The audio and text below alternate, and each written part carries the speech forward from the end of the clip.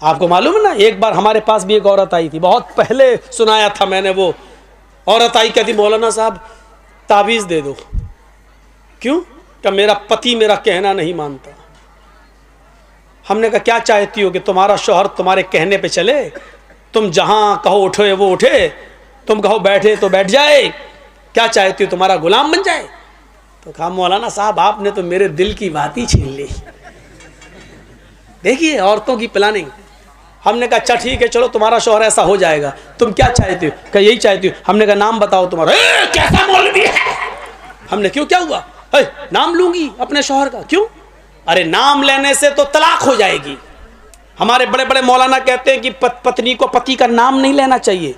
हमने कहा अच्छा, और हमें उसके मुंह से नाम निकलवाना था। तो मैंने कहा कि अच्छा ऐसी बात है। हमने कहा जब तक तुम नाम नहीं बताओगी तो तुम्हारा पति तुम्हारा गुलाम कैसे बनेगा? ताबीज में नाम लिखा जाएगा, तभी तो तुम्हारा पति तुम्हारा गुलाम बनेगा। कहते अच्छा ये बात है कि हाँ। बुलाती है अपनी छोटी सी बच्ची को, वहाँ लला ललो बोलते हैं बरेली में। लड़के को लला, लड़की को ललो। ललो इधर आ। हाँ क्या, तेरे पापा का क्या नाम है? बच्ची कहती है रहमतुल्लाह। मेरे पापा का नाम रहमतुल्लाह। हमने कहा रहमतुल्लाह? हाँ हाँ हाँ हाँ। हमने कहा ये तो रहमतुल्लाह बता रही है कि हाँ यही नाम है। हमने कहा क्या नाम है? कहा यही जो बताया बच्ची ने। फिर भी नहीं बोल रही, वो भी बड़ी ढीठ है। तो हमने कहा क्या नाम है? ये बच्ची सही से नहीं बोल रही कि वही बोल रही है। सही है क्या? क्या है बच्ची? रहमतुल्लाह। हमने कहा रहमतुल्लाह कि हाँ हाँ जो आप बोल रहे हैं वही है। तो हमने कहा ये नाम तो तुम्हें लेना पड़ता है। कहा कभी नहीं लेती हूँ। हमने कहा तो इसका मतलब तुम नमाज नहीं पढ़ती हो? कहा नहीं नमाज पांचों टाइम की पढ़ती हूँ। हमने कहा नमाज पढ़ती हूँ उसमें तो नाम आता है? कहा नहीं आता है। हमने कहा नमाज पढ़ती हूँ तो सलाम नहीं फेरती हो? क्या फेरती हूँ? हमने कहा उसमें तो आता है अस्सलामु अलैकुम व रहमतुल्लाह। रहमतुल्लाह आता है कि नहीं आता है? तो कहती है जब वो नाम आता तो नहीं लेती हूँ। तो हमने कहा फिर क्या कहती हो? तो कहती जब वो नाम आता तो मैं कह देती हूँ अस्सलामु अलैकुम ललो के अब्बा। मैं नाम नहीं लेती हूँ। अस्सलामु अलैकुम ललो के अब्बा, अस्सलामु अलैकुम ललो के अब्बा। बताइए ये हाल है। अल्लाह की कसम उस औरत ने ये जुमले कहे हैं, मुझसे कहे कि मैं नाम नहीं लेती हूँ। हमारे मौलवियों ने कहा कि नाम लेंगे तो तलाक हो जाएगी।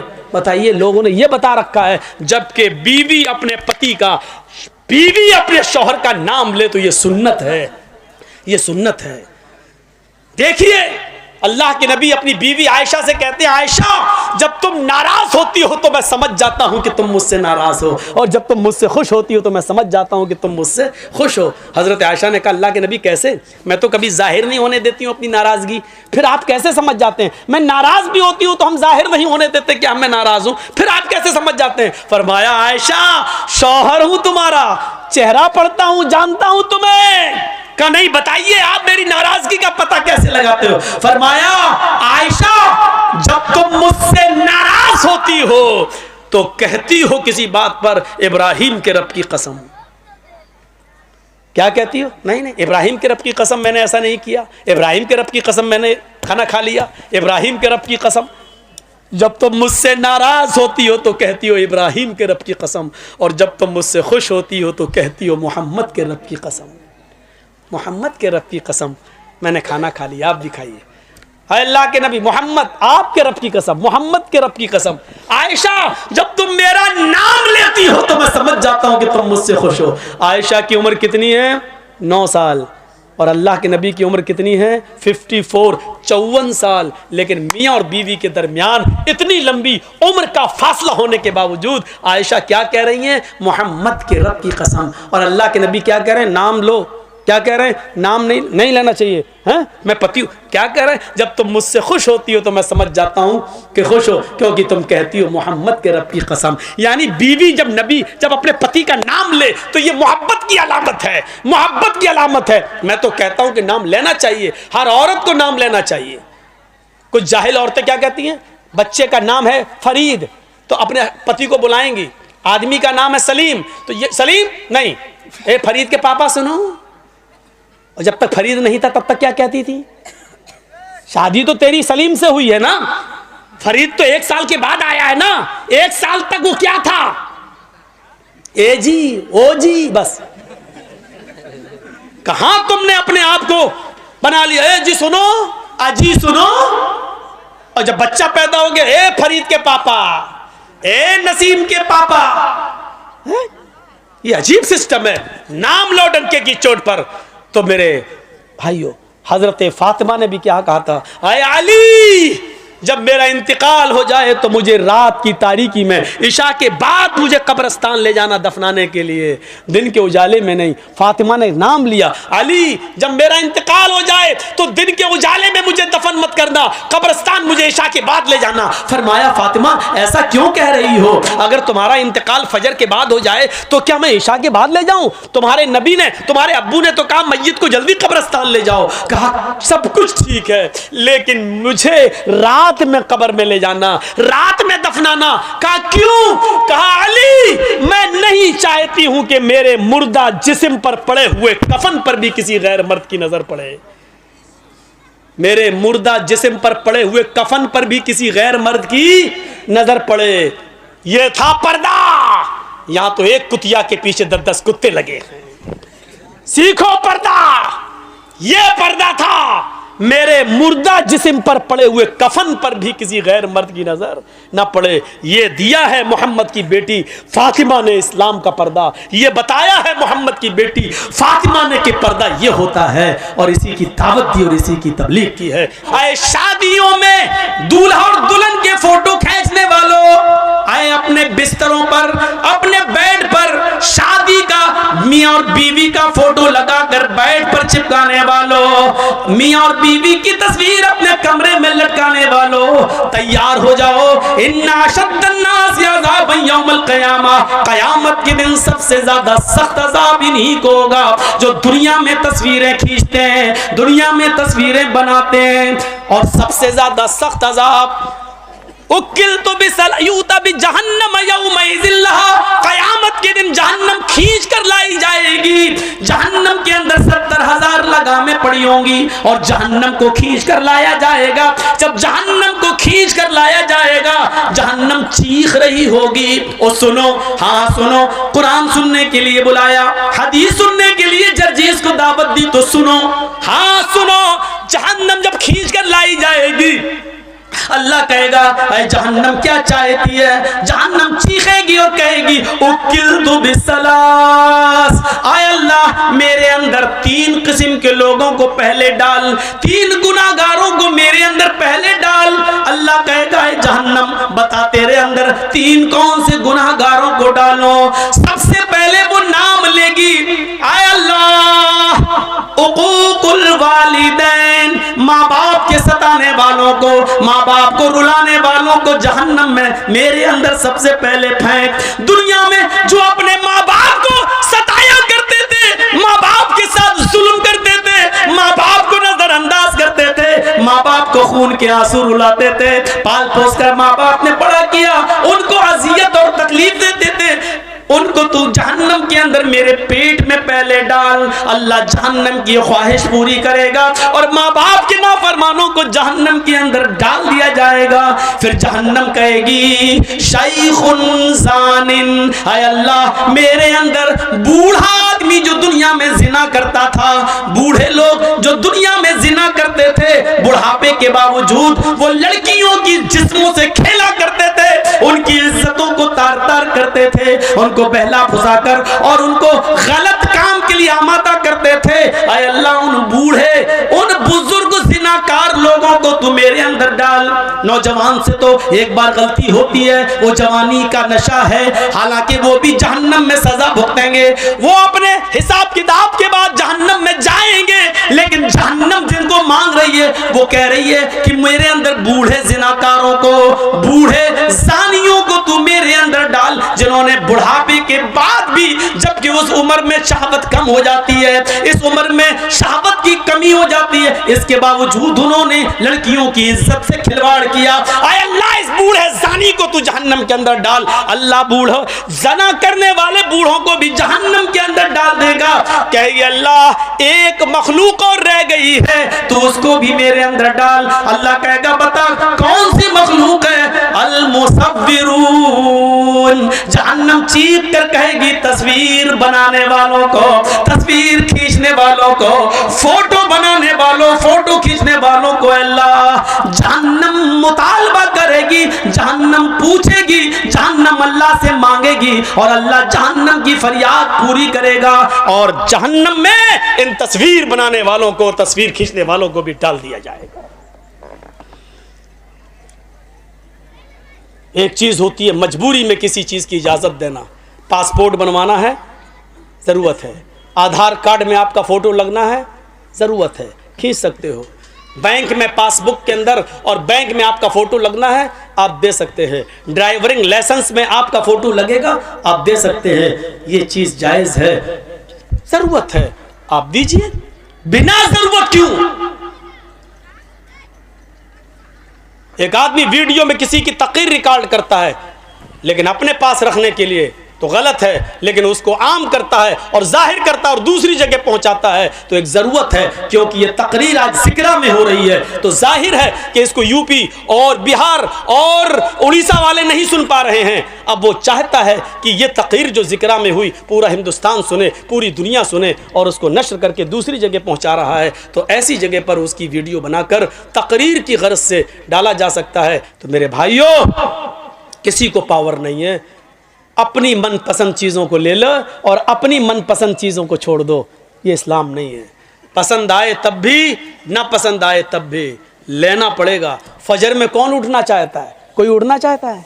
सर्दी के दिनों में होंठ से होंठ टकरा, सर्दी लग रही है, ठंडे पानी से वुजू बना रहा, कौन चाहता है कि अपने नरम गरम बिस्तर से उठे, कंबल हटाए, लिहाफ हटाए, रजाई को दूर करे, ठंडे पानी से वुजू बनाए और मस्जिद में जाए? कौन चाहता है? कोई नहीं चाहता, दिल तो नहीं चाहता, लेकिन करना पड़ेगा।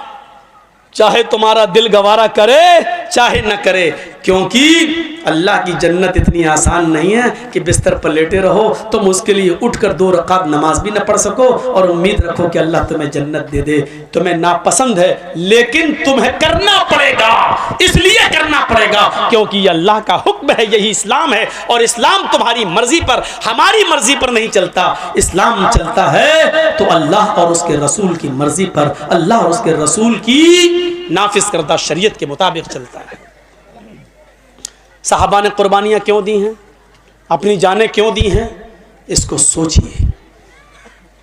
हमें भी वो कुर्बानियां देने की जरूरत है। कौन आदमी ऐसा है जो ये चाहता कि अपनी जान दे? लेकिन सहाबा, अल्लाह के रसूल मुझे इस जंग में ले चलिए, मैं चाहता हूं कि शहीद हो जाऊं, मैं चाहता हूं कि जंग लड़ूं, या तो काफिरों को मारूं या शहीद कर दिया जाऊं। अल्लाह के नबी उनको कबूल कर रहे हैं, ले रहे हैं और वो जा रहे हैं और लड़ रहे हैं और शहीद हो रहे हैं। क्यों? क्योंकि अल्लाह के नबी ने फरमाया, शहीद जब कत्ल किया जाता है, उसके खून का पहला कतरा जब जमीन पर गिरता है तो अल्लाह उसके सारे गुनाह को माफ कर देता है। शहीद क़यामत के दिन जब अपनी कब्र से उठेगा तो उन्हीं कपड़ों में उठेगा जिन कपड़ों में वो शहीद हुआ है, और उसी जगह से उसका खून बह रहा होगा, टपक रहा होगा, जिस जगह खंजर, जिस जगह तलवार या जिस जगह गोली लगी है। इस हाल में उठेगा कि उसके जिस्म से खून गिर रहा होगा।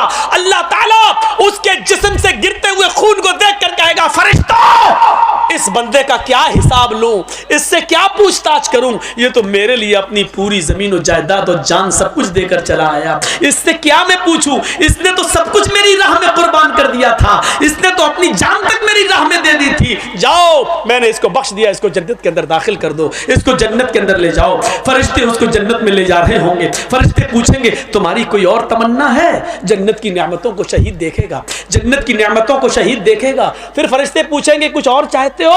तो फरिश्ते कहेंगे, हाँ, एक तमन्ना और है। कहा, क्या है? कहा, है फरिश्तों, अल्लाह से दुआ करो, अल्लाह से कहो मेरी एक तमन्ना यह है कि वो मुझे दुनिया में दोबारा भेज दे, मैं दोबारा जंग करना चाहता हूं, दोबारा काफिरों से लड़ना चाहूंगा और फिर मैं चाहूंगा कि फिर मैं शहीद हो जाऊं, फिर मैं जन्नत में लाया जाऊं। क्योंकि शहीद का इतना बड़ा इज्जत, इतना बड़ा इकराम कि शहीद जन्नत की नेमतों को देखकर कहेगा, अल्लाह मैं चाहता हूं कि मुझे बार बार दुनिया में भेज, मैं बार बार कत्ल किया जाऊं और बार बार जन्नत में आऊं, और तू बार बार पूछे कि तेरी तमन्ना क्या है, मैं फिर कहूं कि अल्लाह मुझे दुनिया में भेज और मुझे कत्ल किया जाए और फिर मैं जन्नत में आऊं। जरा गौर करो कि शहीदों का इनाम कितना बड़ा होगा, शहीद का इनाम कितना बड़ा होगा कि शहीद जन्नत की नेमत में देखने के बाद भी हटने उसमें है नहीं। फरिश्ते पूछ रहे हैं कुछ और चाहते हो? अब जन्नत में किसी चीज की कमी तो है नहीं, फिर भी फरिश्ते पूछ रहे हैं कुछ और चाहते हो? कि हाँ, क्या? दुनिया में दोबारा जाना चाहता हूं, नक़्तुल, फिर कत्ल होना चाहता हूं, फिर जन्नत में आना चाहता हूं। ये तमन्ना होती है। लेकिन फरिश्ते कहेंगे नहीं, जो रूह एक बार हमारे पास आ जाती है वो दुनिया में दोबारा लौट कर नहीं जाती। अब तुम्हें दुनिया में दोबारा नहीं भेजा जाएगा। जब शहीद को दुनिया में दोबारा इंसान की शक्ल में नहीं भेजा जा सकता, यहाँ तो बहुत बड़े बड़े बुजुर्गों की रूहें आती हैं हमारे घरों में, शब बारात के हलवे खाने, खिचड़े खाने और पता नहीं क्या क्या करने। बड़े बड़े लोगों की रूहें आती हैं हमारे यहाँ, कहते हैं बुजुर्गों की रूहें आती हैं। मेरे भाइयों, कुरान कहता है जो रूह मेरे पास आ जाती है वो दोबारा लौट कर नहीं जाती। अच्छा एक बात बताइए, दुनिया में 3rd क्लास की जिंदगी है, आदमी मर गया, अच्छे काम किया है, फिर वो आखिरत में चला गया, बरज़ख में चला गया, अब वो फिर 1st क्लास की जिंदगी से कोई 3rd क्लास की जिंदगी में आएगा? मौलाना जर्जिस बहुत अच्छे नेक अमल किए, अब हम मर गए, अब हम मरने के बाद अल्लाह ने मुझे आला इल्लीन के अंदर मेरी रूह को दाखिल कर दिया, अब हम दुनिया में दोबारा आना चाहेंगे, उन नेमतों को छोड़कर दुनिया में हम दोबारा आएंगे, फिर फायदा क्या है? दुनिया की 3rd क्लास की जिंदगी को छोड़कर हम 1st क्लास में अच्छी जिंदगी में गए हैं, फिर हम दुनिया में क्यों आना चाहेंगे? मेरे भाइयों, जो बुजुर्ग दुनिया की जिंदगी में अमल करके अल्लाह को प्यारे हो गए हैं, वो अल्लाह के पास से लौटकर दुनिया में दोबारा क्यों आना चाहेंगे? इतनी मोटी सी बात हमारी आपकी अकल में नहीं आती है। मेरे भाइयों, जिस आपके जिक्रा गांव के अंदर अगर मुझे पकड़ के मारा जाए, ठूसा जाए, अच्छा कमीने पिछली साल तू क्यों नहीं आया था, है बोल, ये अब पकड़ के कोई हमें बांध के मारे, फिर दोबारा हम जिक्रा गांव में प्रोग्राम देंगे? कभी नहीं देंगे। एक बार जो आदमी हम मार खा चुका हो, दोबारा क्यों वो उस गांव में प्रोग्राम देगा? मेरे भाइयों, जो आदमी दुनिया में मुसीबतें बर्दाश्त करके, नेक अमल करके, फजर की नमाजों में सर्दियों में उठकर तकलीफें बर्दाश्त करके उसने अच्छी जिंदगी पाई हो, इल्लीन के अंदर मकाम पाया हो, जन्नत की खिड़की उसके लिए खोल दी गई हो, फिर वो दुनिया में दोबारा उससे कहा जाए चले तो दोबारा क्यों आएगा? फिर हम क्यों जाएं और अमल करें? फिर क्यों हम नमाजें पढ़ने के लिए जाएं? हमें अल्लाह ने जब ये इनाम दे दिया तो हम दुनिया में क्यों जाएं? मेरे भाइयों, फिर वो दुनिया में दोबारा तकलीफ उठाने के लिए क्यों आएगा? इतनी मोटी सी बात हमें और आपको समझना चाहिए। और यही बात हम बड़े प्यार से कहते हैं तो हमारे भाई कहते हैं ये आ गया मौलवी, जिसने इसकी तकरीर सुनी काफिर, इन दौर से निकलो। उत्तर प्रदेश के अंदर यही तो गेम खेला जा रहा है, लड़ो और लड़ाओ, मुसलमानों को आपस में बांटो। इलेक्शन के मौके पर इसको मंत्र पढ़वाया गया, क्यों जानते हो? मकसद सिर्फ जितेंद्र त्यागी नहीं है, मकसद है पूरा शिया समुदाय को अलग करना और सुन्नियों को अलग करना। ये दोनों अलग हो गए और शियों के वोट अगर बीजेपी को मिल गए तो बस बीजेपी 2022 के चुनाव में फिर आ रही है यूपी के अंदर। ये मकसद है। वरना ऐन चुनाव के मौके पर जो आदमी बाबरी मस्जिद से लेकर अब तक हमेशा विरोध करता आया हो मुसलमानों का, कुरान का, इस्लाम का, वो इलेक्शन के मौके पर किसी मंदिर पे जाकर धर्म क्यों चेंज कर रहा है? कर नहीं रहा है, ये बीजेपी के इशारे पर कराया गया है। ऐसे मौके पर करो ताकि हमें फायदा हो, चुनावी फायदा पहुंचाओ। मेरे भाइयों, ये होगा। दुआ करो इसका भी वही हश्र हो जो सलमान रश्दी का हुआ है, इसका भी वही हश्र हो जो तस्लीमा नसरीन का हुआ है। आपको मालूम है कुरान के ऊपर जिन लोगों ने एतराज़ात किए उनका हश्र क्या हुआ? तस्लीमा नसरीन ने पहले लज्जा किताब लिखी, इस्लाम पर कीचड़ उछाला, दूसरे लोगों ने बड़ी इज्जत की, आओ आओ बहुत अच्छा काम किया। जो मुसलमान होकर इस्लाम में कीचड़ निकाल सकती है वो ईसाई बनकर क्या ईसाइयत में कीचड़ नहीं निकाल सकती है? जो अपनी अम्मा में गलती निकाल दे वो दूसरे की बनाई हुई मुंह बोली अम्मा में गलती क्यों नहीं निकालेगी? जो सगी माँ में गलती निकाल सकती है वो सौतेली माँ में गलती क्यों नहीं निकालेगी? तो मेरे भाइयों सोचो, जब उसने ईसाइयत में भी गलतियां निकाली तो उसको उधर से भी धक्के मार के भगा दिया गया। धोबी का गधा न घर का न घाट का। यही हाल सलमान रश्दी का हुआ, यही हाल तस्लीमा नसरीन का हुआ, यही हाल तारिक फतेह खान का हुआ और यही हाल इंशाअल्लाह जितेंद्र नारायण त्यागी का होगा। जब तक इनके बाप हैं जिंदा या हुकूमत में तब तक इसकी इज्जत है, और जब बाप ही नहीं रहेगा तो इसकी इज्जत भी नहीं रहेगी, और बाप जिंदगी भर नहीं रहेगा। ये आपको मालूम है ना, राहत इंदौरी ने कहा था, जो आज साहिबे मसनद हैं कल नहीं होंगे, किराएदार हैं जाती मकान थोड़ी है। ये सब आने जाने वाली सरकारें होती हैं। जब तक बाप जिंदा है बेटे की इज्जत होगी, और बाप हटा तो बेटे का कोई पुरसाने हाल नहीं होगा। और दुआ करो कि इलाहुल आलमीन, इसने कुरान को जलील करने की कोशिश की, बारे इलाह तू इसको ऐसा जलील कर, ऐसा जलील कर, ऐसा जलील कर कि बाद में आने वाले लोगों के लिए इसकी जिंदगी और इसकी मौत दोनों निशानी इबरत बन जाए, दोनों लोगों के लिए मकाम इबरत बन जाए। ये दुआ करो मेरे भाइयों, क्योंकि ऐसे लोगों की मौतें ऐसी हुई हैं कि वो पूरी दुनिया के लिए मकाम इबरत बन गई। फिरौन की लाश जो कहता था ना रब्बुकुमुल आला, मैं तुम्हारा रब हूं, क्या हुआ? समंदर में डूबा, गर्क किया गया। डूबा तो कोई उसको बचाने वाला नहीं हुआ। अपने आप को रब कहने वाला भी क्या कहता है?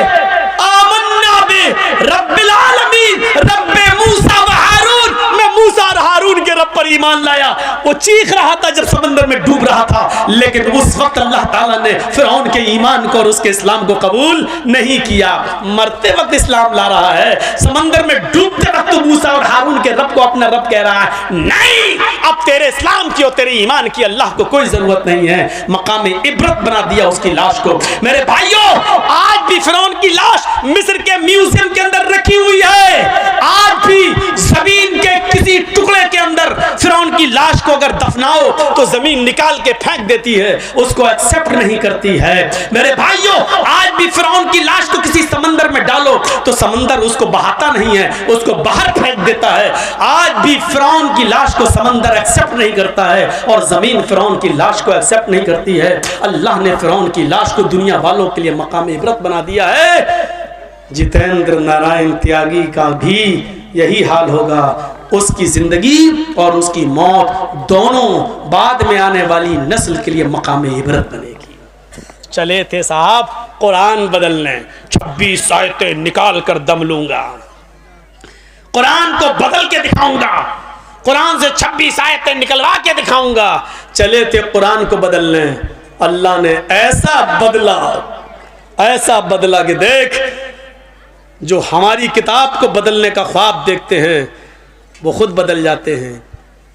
और फिर वही चीज़ जो कल और परसों मैंने कही थी, वो जब पूजा करेगा तो फख्र करेगा मैं हिंदू हूँ, अग्नि की पूजा करेगा तो फख्र करेगा कि मैं हिंदू हूँ, चंदन लगाएगा, सब कुछ लगाएगा, सब कुछ करेगा मूर्ति, लेकिन जब पेशाब करने बैठेगा तो उसको गुस्सा आएगा, कमबख्त, यहीं से मैं हिंदू नहीं हूँ।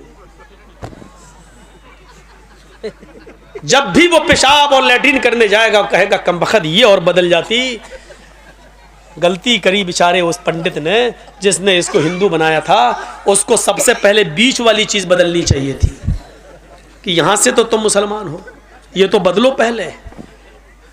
हो सकता है हुकूमतें फ़ोन कर रही हो, जापान, जर्मन, अमेरिका, कि भाई बीच वाली चीज़ को चेंज करने का और नॉर्मल जैसे बच्चा पैदा होता उसी तरीके से हो जाए। ऐसी कोई सर्जरी है? ऐसी कोई सर्जरी मिल नहीं रही है। शायद उन लोगों ने ये कहा हो कि नहीं साहब, बेहतर इसी में है कि इसका खतना ख़त्म कराने के लिए आपको पूरी की पूरी गायब करना पड़ेगी। हो सकता है कि इसको बाद में हिंदू भाई ये कहने के लिए ख़त्म कराओ, ये खतना हमें जीने नहीं दे रहा है, ये हमारे धर्म में कलंक बन रहा है, इसको ख़त्म करो। और जब अगर बीच वाली चीज़ को ख़त्म कर दिया तो तुम फिर बीच ही वाले बन जाओगे, ना मर्द रहोगे ना औरत, फिर जिंदगी भर। देखा अल्लाह ने कैसे बदला। चले थे कुरान बदलने, अल्लाह ने ऐसा बदला कि बीच वाला बनने की नौबत आ गई। अगर ऑपरेशन हो गया और बीच वाली चीज़ कट गई तो फिर रह गया। और अगर नहीं बदली तो जिंदगी भर इस साला कोसता रहेगा अपने आप को, कमबख्त, हो सकता देखे भी नहीं, हट कैसे करके भाग जाए। जनेऊ कहाँ बांधेगा? जनेऊ सोचो कहाँ पहुँचा दिया अल्लाह ने। और पेशाब तो आदमी दिन भर में 2-3 बार तो करता ही करता है, यानी इसको एहसास होगा कि हमने क्या किया है। कभी हो ना हो पेशाब करते वक्त एहसास ज़रूर होगा। अब हो सकता है कि एक मौके पर और एहसास हो, अब तो त्यागी हो गए ना, तो अब बीवी तो छोड़ के भाग गई है, अब उधर उनकी शादी हो सकती है, 7 फेरे लग सकते हैं, तो हो सकता है कि उस औरत से, अपनी उस बीवी से जब मिलने जाए तब वो भी कहे हट हट, तू तो मुसलमान है, हम तो हिंदू से शादी किए, तुझसे थोड़ी किए, और अगर हिंदू है तो फिर तू हिंदू वाली मशीन लेके आ। अब सोचो कि कितनी जगह ये फटकार।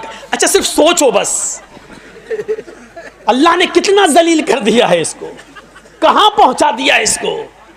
इसलिए कभी कुरान का मजाक मत उड़ाना मेरे भाइयों, कभी हदीस का मजाक मत उड़ाना। हम गुनाहगार हैं, अपने आप को गुनाहगार समझना, लेकिन कभी ये मत कहना कि मोहम्मद रसूलुल्लाह ने ऐसा क्यों कहा। नहीं, सहाबा इकराम ने अपने खून से सींचा है इस इस्लाम को, कभी मजाक मत उड़ाना।